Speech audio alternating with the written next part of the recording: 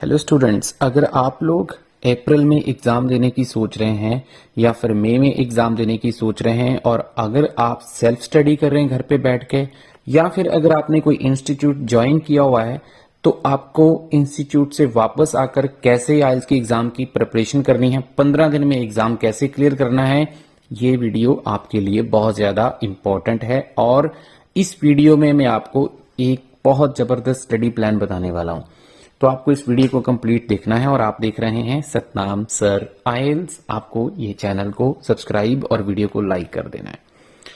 तो स्टूडेंट्स, आपके सामने स्क्रीन के ऊपर 15 दिन का स्टडी प्लान दिख रहा है और सबसे पहले हम स्टार्टिंग करेंगे लिसनिंग से। आपको मैं जो प्लान बताने वाला हूँ, सबसे पहले आपको 14 डेज जो है, 15 दिन का प्लान आपको बताने वाला हूँ, लेकिन फर्स्ट 14 डेज में आपको क्या करना है। सबसे पहली चीज, आपको चाहे 1 मंथ हो गया, 2 मंथ हो गया है या 3 मंथ्स हो गए हैं आइल्स की प्रिपरेशन करते हुए घर पे या इंस्टीट्यूट में, तो इंस्टीट्यूट वाले, अगर हम बात करें इंस्टीट्यूट वाले आपको कैसे भी तैयारी करवा रहे हैं उसको आपने छोड़ देना, ठीक है, वो करनी है रेगुलर जैसे भी कर रहे हैं। उसके बाद आपको जब घर पहुंचते हैं तो आपको कुछ फ्रेश लिसनिंग करनी है। वो वाली लिसनिंग नहीं करनी है जो आप ऑलरेडी कर चुके हैं, उसका कोई आपको फायदा नहीं होने वाला है। आपको बिल्कुल फ्रेश लिसनिंग और रियल एग्जाम लेवल वाली लिसनिंग करनी है, सबसे पहला काम, ठीक है जी। तो ये जो लिसनिंग है, आपको रोज एक लिसनिंग करनी, बहुत ज्यादा लिसनिंग नहीं करनी है, सिर्फ एक लिसनिंग आपने करनी है और रियल एग्जाम वाली टोटली फ्रेश लिसनिंग करनी है। अब उस लिसनिंग को करने के बाद नेक्स्ट काम आपका क्या है, उस लिसनिंग का आपने सेल्फ एनालिसिस करना है और जो आंसर्स आपके गलत हुए हैं उसका आपने पूरा पोस्टमार्टम करना है। ये पोस्टमार्टम करने में थोड़ा टाइम लग सकता है, बहुत जल्दी नहीं हो पाएगा ये, मतलब आपको हर एक क्वेश्चन के ऊपर देखना है कि आपका क्वेश्चन क्यों गलत हुआ, और अगर आपको नहीं समझ में आ रहा आपका आंसर क्यों गलत हुआ तो आपको स्क्रिप्ट के साथ लिसनिंग को दोबारा करना है, ठीक है। स्क्रिप्ट जो होती है हर लिसनिंग की होती है। अगर आपको इसके बारे में नहीं पता तो जब आप YouTube के ऊपर लिसनिंग खोलोगे तो वहां पे सेटिंग में जाकर एक CC करके कुछ ऑप्शन आता है, उसको आपने ऑन कर देना है। तो सारा कुछ जो भी स्पीकर बोल रहे होंगे वो सारा कुछ आपकी स्क्रीन के ऊपर लिखा आएगा। तो स्क्रिप्ट के साथ आपने लिसनिंग करनी है और उसमें आपने कुछ वोकैबुलरी आपको कुछ नहीं मिलती हैं या आपकी कुछ स्पेलिंग्स गलत हो गई, वो सारी चीजें आपने नोट कर लेनी है। तो ये आपने 14 डेज बिल्कुल ऐसे करना है, ठीक है जी। अगर आपके पास रियल एग्जाम की लिसनिंग्स नहीं है तो आप मेरे साथ कांटेक्ट कर सकते हैं। आपको 100 रुपीज में मैं आपको 16 लिसनिंग दे दूंगा, ठीक है जी। उसके बाद सेकंड चीज, ठीक है जी, ये सारा काम आपने 14 डेज के लिए करना है और एग्जाम से एक दिन पहले पूरी कंप्लीट जो है वो आपने रेस्ट करनी है, ठीक है, कुछ भी आपने नहीं करना है। उसके बाद हम नेक्स्ट बात करते हैं रीडिंग की। अगर हम रीडिंग की बात करें तो फर्स्ट 10 डेज के लिए आपने क्या करना है, फर्स्ट 10 डेज के लिए आपने एक ही लिसनिंग, एक ही रीडिंग जो है वो डेली करनी है और वो आपने 58 मिनट में कंप्लीट करनी है। उसमें आपके आंसर्स भी साथ में ट्रांसफर होने चाहिए। ये नहीं होना चाहिए कि आप आराम से बैठ के रीडिंग कर रहे हो और आपको टाइम का पूरा ध्यान रखना है। 58 मिनट्स में आपकी जो रीडिंग है वो कंप्लीट हो जानी चाहिए, 58 मैक्सिमम 59 मिनट्स में आंसर ट्रांसफर करके, ठीक है।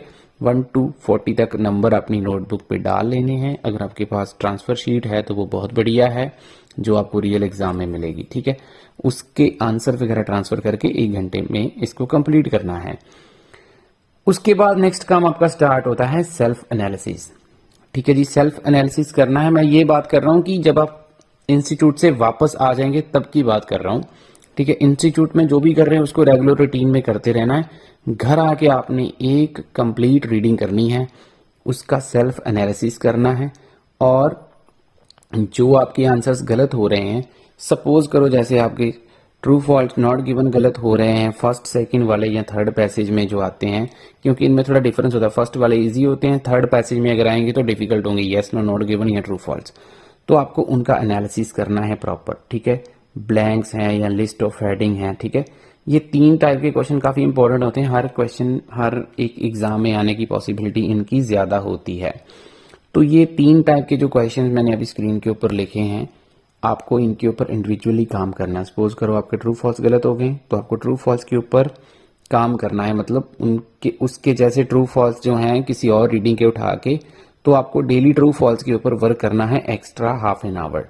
अगर आपके लिस्ट ऑफ हेडिंग गलत हो रहे हैं तो एक्स्ट्रा हाफ एन आवर किसी और रीडिंग में से सिर्फ लिस्ट ऑफ हेडिंग के ऊपर प्रैक्टिस करनी है। तो मेरा कहने का मतलब ये है कि इंडिविजुअल क्वेश्चन को आपने पकड़ना है, चाहे ब्लैंक्स गलत हो रही हैं, समरी गलत हो रही है, तो कोई और रीडिंग उठाइए और हाफ एन आवर एक्स्ट्रा जो है आपको उसके ऊपर देना है, उसके लॉजिक, उसके रीजन को समझना है। उसमें अगर आपको कुछ वोकैब मिल रही है, पंक्चुएशन, ट्रांसलेशन, वो आपको ये सारी चीजें नोटबुक पे नोट कर लेनी। और लास्ट वाले जो 4 डेज हैं उसमें आपको प्रेशर रीडिंग करनी है पूरी 60 मिनट्स में, ठीक है। उसमें आपके आंसर्स भी ट्रांसफर होने चाहिए और ये काम आपने सिर्फ जो है नेक्स्ट 4 डेज ही करना है। और एग्जाम से एक दिन पहले आपने कंप्लीट रेस्ट करनी है, मतलब जैसे सपोज करो आपका सैटरडे को एग्जाम है तो आपको फ्राइडे को कुछ नहीं करना है, आपने कंप्लीट रेस्ट करनी है, ठीक है। एंटरटेनमेंट, कुछ भी मूवीज देखो या जैसे भी आपको अच्छा लगता है वो चीज़ आपने करनी है, ठीक है जी। ये सारी चीज़ों का आपने ध्यान रखना है। और रीडिंग भी आपको बिल्कुल नई करनी है, ठीक है। पुरानी रीडिंग्स नहीं करनी है, रियल एग्जाम वाली रीडिंग करनी है जो ऑलरेडी एग्जाम में भी आ चुकी है और कई बारी उसमें से पैसेजेस भी रिपीट हो जाते हैं। तो अगर आपको चाहिए तो नंबर स्क्रीन के ऊपर दिख रहा है, आप मेरे साथ कांटेक्ट कर सकते हैं, आपको 100 रुपीज़ में रीडिंग मिल जाएगी। नेक्स्ट हम चलते हैं जी राइटिंग की तरफ।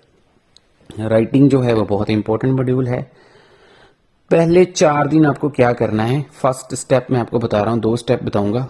तो पहले 4 दिन आपको स्ट्रक्चर सीखने हैं अपने टीचर से, ठीक है जी। चाहे वो टास्क 1 के हैं या फिर टास्क 2 के हैं। अगर आपके सेल्फ स्टडी कर रहे हो तो आप मेरी वीडियोस देख सकते हैं, वहां से भी आपको स्ट्रक्चर्स मिल जाएंगे।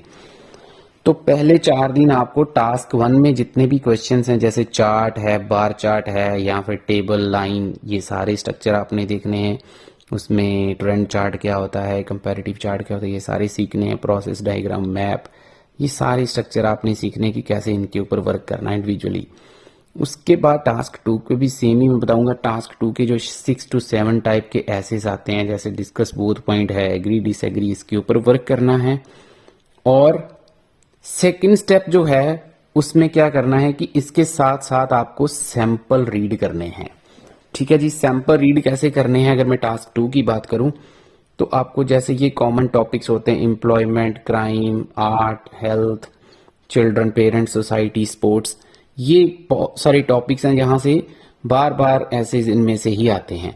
तो ये मैं वेबसाइट है यहाँ पे लिखा हुआ है, तो इस वेबसाइट से आपको डिफरेंट डिफरेंट डेज पे इनके सैंपल आंसर्स रीड करने हैं। ये राइटिंग का काम सबसे ज्यादा है, कम से कम 2 घंटे आपको इसके ऊपर देने पड़ेंगे, ठीक है जी। फर्स्ट 4 डेज की बात कर रहा हूँ, ठीक है। ये सारा काम आपने करना है और जब आप सैंपल्स रीड करेंगे तब आपको आइडिया भी मिलेंगे और उसके साथ साथ आपको जो कुछ वोकैबुलरी अच्छी मिल रही है या कुछ स्ट्रक्चर, तो उसको अपनी नोटबुक में नोट कर लेना है, ठीक है जी। उसके बाद अगर हम बात करें लास्ट में जो नेक्स्ट 10 डेज हैं उसमें आपको क्या करना है, एक ऐसे टास्क 1 और टास्क 2 दोनों जो हैं वो आपको 60 मिनट्स में लिखने हैं। ये लिखने की आदत डालनी है नेक्स्ट 10 डेज, ठीक है जी।